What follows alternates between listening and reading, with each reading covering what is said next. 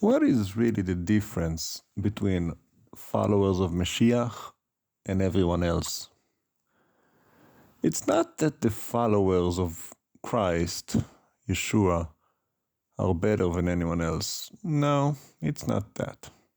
It's real simple, actually. It's just that we, the followers, acknowledge the fact that we're addicts. We are addicted to sin. We can't stop. It's greater than us. We have no power to overcome it. And therefore, we call on the Lord to get us in His rehab program, His rehabilitation program for the souls of men. And that's about it. Every follower is a sinner. Just because we follow doesn't make us perfect. No, that's not what it does, no. Not in this life. See, the ultimate goal is that eventually, ultimately, as we continue in the program, we will become sinless and spotless and completely restored and free of sin, but not anytime soon, not in this life. No, that's going to take 1,000 years of Yeshua reigning here on earth without distractions, without the adversary, 1,000 years of peace where we can actually focus and get proper treatment. That hasn't happened yet. So for now, we really are just kind of like in those rooms in rehab, being tied down to a bed, suffering the, what do you call it, when you're cleansing from the drug, those symptoms. Once you get someone off of heroin, he's going through recession. Yeah, that's pretty much it. Don't let anyone fool you. Followers are not sinless. Now, we are, however, putting in the effort of getting better. We know that we're flawed, and we participate in rehab. So in that regard, we are getting better, and we should start producing some results. As time goes on, year after year, you should be getting better. You're not going to be perfect. You're still going to have relapse. You're still going to fall short and go back and do this thing. But all in all, if you look at a graph on a chart and you look like we do in the stock market over the last 5 years, it should be going up. You should be doing better. There's always a dip. You go up 2 points, down 1 point, up 3 points, down 2 points. Yeah, that's how it is. You're not just going to spike and go up. That's not how it works. But when you look at the long term, you should be getting better. And even still, you're not going to really be much better than the people outside, even though you should have something to show for, especially if you've been following 10, 20, 40 years. When somebody gives their life to the Lord, yeah, you've just been born. You have nothing to show for. So it's always so interesting when new believers get so prideful as if they're so much better than everyone else because they believe in Jesus. No, you're not better than anyone else. Now Jesus is, Yeshua, he's better than everyone else. He is the righteous one, the king, he is the measure, but you're not him, you just acknowledge him. You're not better than anyone else, you just made a better choice. And that choice is to acknowledge him and follow him and get help from him to deliver you from your addiction to sin. Doesn't make you better. So don't be so prideful and think Christians are better than anyone else. There's always that sense of false pride among Christians, and it's so disgusting, which really is evidence that they are not only not better than anyone else, they are worse, because pride always comes before a fall. The Lord detests the proud. He says it over and over again in Scripture. He humbles the proud and exalts the humble. The Lord much prefers a humble sinner than a proudful, allegedly saved person who is not saved. They just think they are. So remember, we are all on the same level in the sense that we are all addicted and born in sin. But the goal, the point of serving Yeshua and following him, acknowledge it, own it.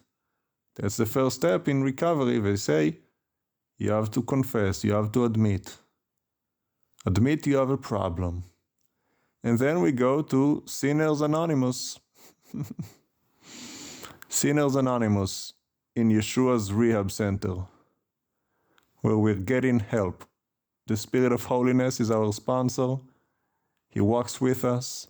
He guides us. He rebukes us. He encourages us. He loves us. And he gives us the strength to endure this life and to get better, step by step, one day at a time, until it's time for us to go back into the dust from whence we came and wait for the resurrection. Nobody finishes the race in this part of life. It is only when Yeshua comes back. You can be 80 years old, walking with the Lord for 76 years old. Starting when you were 4, you're still not going to be perfect. You still have sin in you. So nobody should ever boast about his righteousness because he doesn't have any. We have no righteousness amongst ourselves. Our righteousness is by trusting in his righteousness, by calling on his name, leaning on him, calling on him. That's the whole point. That's the whole point in Romans when he said, trust in Yeshua, believe in your heart. If you trust in him, it's not something you say, it's not static, it's not a one-time thing. It's go on trusting in him. Continue trusting in him. Make him your trust. And if you continue in that trust, and you serve him and obey him and walk with him, then surely you will be saved. As you continue in his rehab, getting better day by day, getting back up every time you fall down. So remember that you're no better than anyone else. If you follow Jesus, you simply made a better decision than most people. That's it. Praise Papa. And not only, as Guy said, are we going through spiritual detox and coming into a place where Paul said, when you're ministering to unbelievers, don't get too cocky and prideful. Remember, such were some of you before you were converted.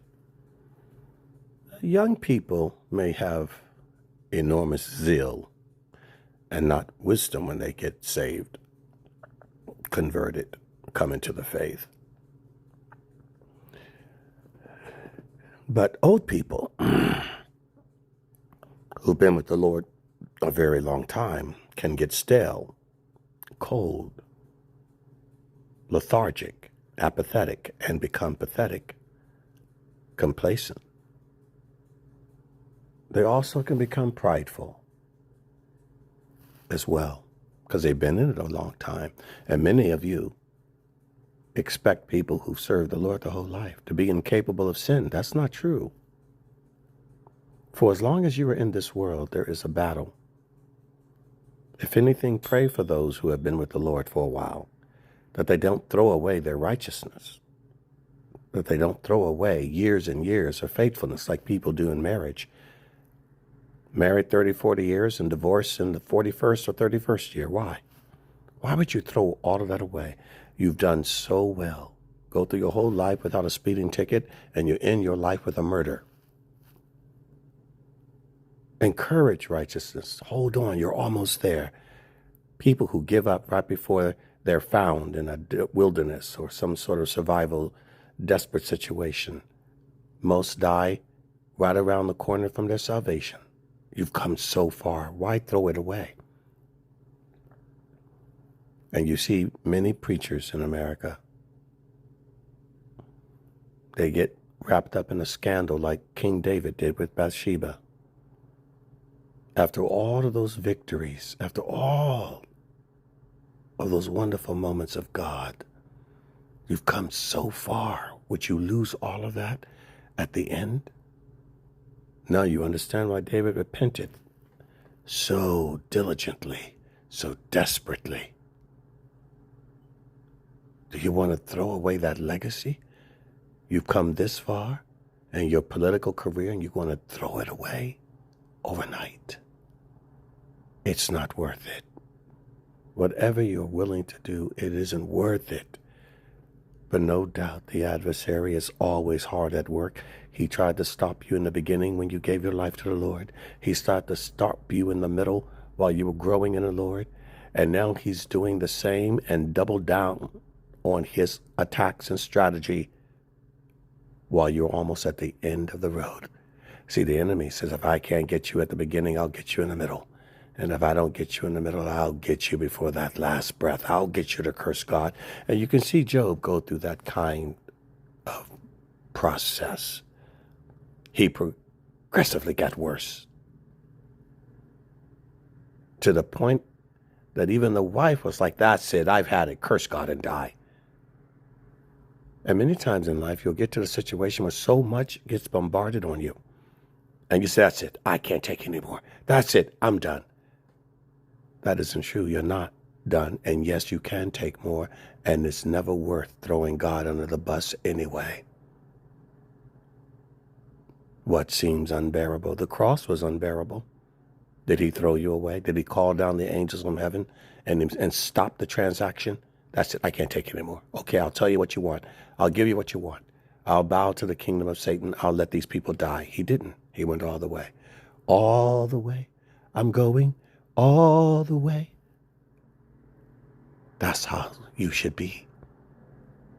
Come what may. I'm going all the way. Rain or shine, I'm going all the way. In sickness and health, I'm going all the way. Rich or even poor, I'm going all the way. Persecution or prosecution of the world, I'm going all the way. Even unto death, I'm going all the way. Love, relationships, commitment, go all the way. Because he went all the way. And now unto him who is willing, able to do exceedingly, abundantly above all, according to the power. I can do all things through Christ Jesus who strengthens me. It is God that gives me the power to leap over the wall. Not by might, not by power, but by the Spirit of God. What seems unbearable is not. That cancer treatment, that radiation, that persecution, that rejection, the world, and your mind